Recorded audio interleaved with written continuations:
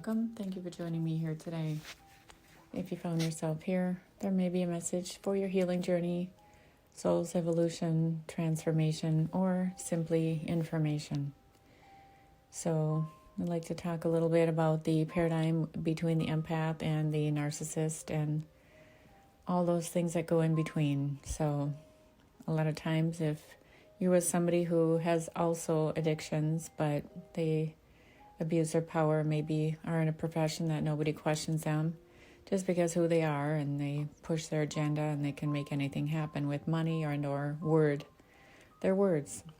So they can abuse everybody, and you've certainly witnessed that. According to yourself and your family and your coworkers, everybody can attest to the fact that they're abusive. So behind the scenes, and like they say, behind closed doors, sometimes magical things can happen in life and sometimes not. So if you've ever been on vacation with somebody who's addicted to a lot of different things, and or if it's a forced vacation that you weren't really sure you wanted to go on, but it became a nightmare, and most of them are. None of them are actually very fun because they're a nightmare to be with. They conjure up a lot of different people to do different things unbeknownst to you.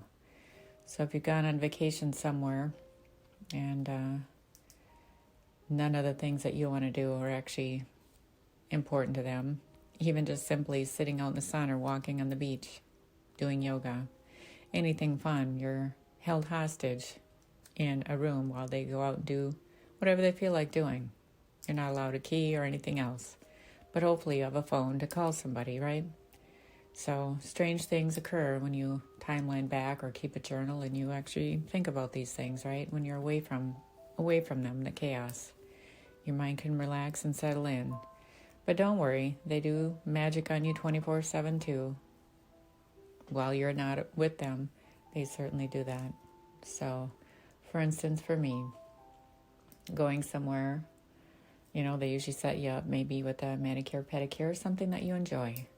And then maybe you take a little walk somewhere and there's somebody looking at you funny, or maybe a few people, and you're at a nice place walking around and you kind of look up, and of course I've been there before with work and friends.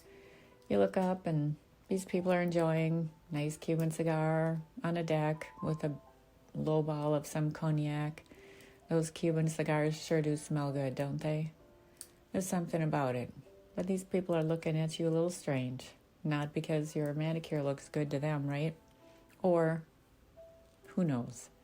But your person is acting a little edgy. Not really your person, it's whoever you're with, right? So you go back to your room and do your thing, and they go MIA for several hours. Interesting, right? So you wonder, what was the purpose of that? Big bodies of water? Are they buying something at 1:30, 2:30, 3 in the morning? Or are they purchasing something? What are they planning? Now when you timeline back and unpack all your trauma from them, you wonder, because they've tried to take you out so many times, maybe that was one of the plans. It just didn't work out, right? Those Cuban cigars and low balls, even though they smell great, probably was something else, right?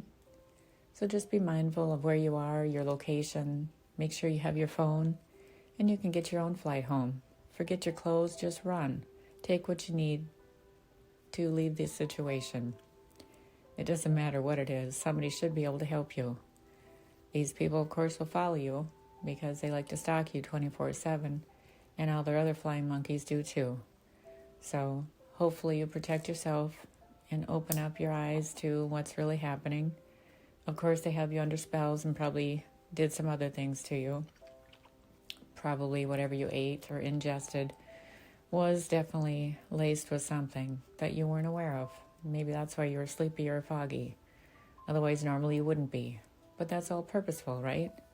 So these people hurt you in ways you aren't aware. And when you're gone doing that, they're doing things to your family at home, which is very sad because you can't protect them when you don't know what's going on, right? But you always need to pray up. What I have to say to that is God has a plan, and He sees all. And eventually karma hits, and maybe justice will too. hopefully in the community that you live in. If not, go higher. Sometimes legal does work and sometimes it doesn't because they are on the payroll of the enemy, which is the narcissist. They hire a lot of people and they're part of different communities that probably are all together trying to take you down. So I hope this helps today. And just remember, take care of you because you matter. And so it is. Namaste.